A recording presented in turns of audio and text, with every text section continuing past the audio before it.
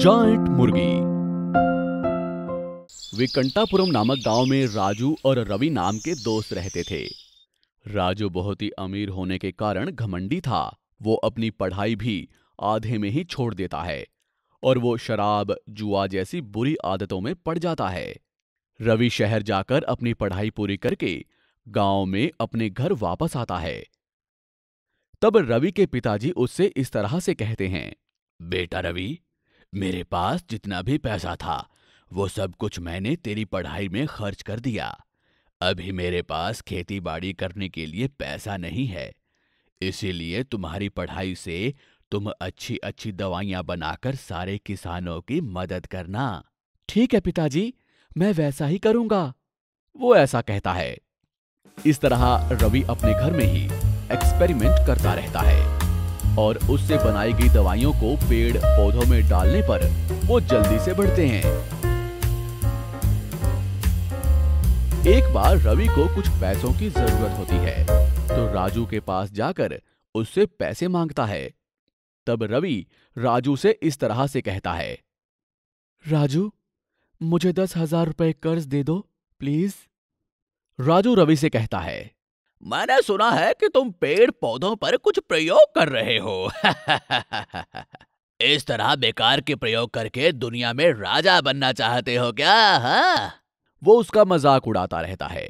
मेरे घर के पास में बहुत सारे बेकार पौधे लगे हुए हैं, अगर तुम्हें चाहिए तो लेकर जाओ, जाओ ना। हाँ, जाओ, लेकिन पैसे वैसे कुछ नहीं मिलेंगे, वो ऐसा कहता है।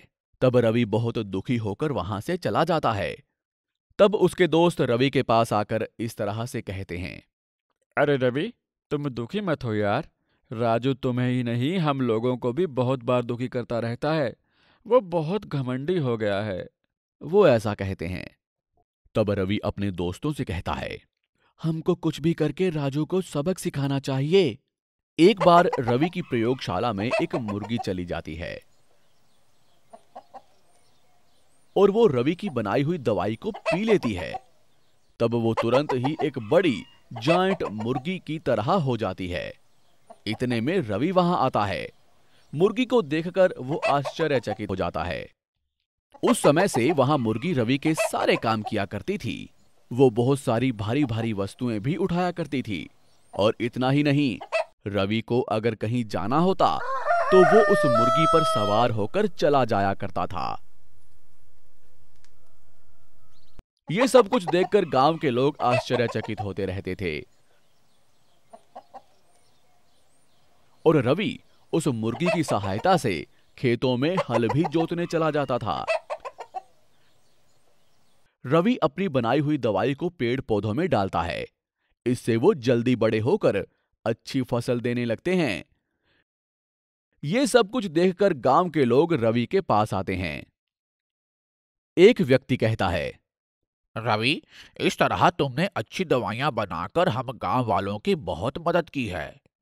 तुम अपनी जायंट मुर्गी से हमारे खेत में भी हल चलाया करो और हमें भी वो दवाई दो। हम भी हमारे पौधों को यही दवाई डालेंगे। तब रवि अपनी मुर्गी से दूसरे खेतों में भी हल जोतता है और उस दवाई को भी देता है।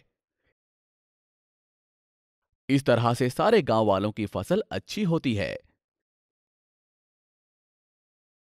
तब रवि उस मुर्गी को एक गाड़ी में बांधकर सारी फसल को उसमें डालकर शहर ले जाता है।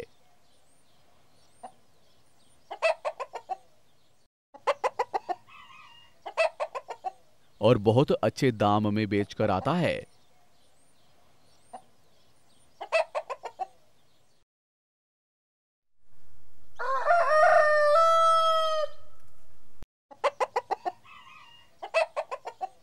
ये सब कुछ देखकर गांव वाले बहुत खुश हो जाते हैं और रवि की प्रशंसा करने लगते हैं। ये देखकर राजू भी रवि से माफी मांगता है। ये कहानी हमें बताती है कि हमें कभी भी घमंड नहीं करना चाहिए और यदि हमारे पास कुछ है तो उसकी कद्र करनी चाहिए।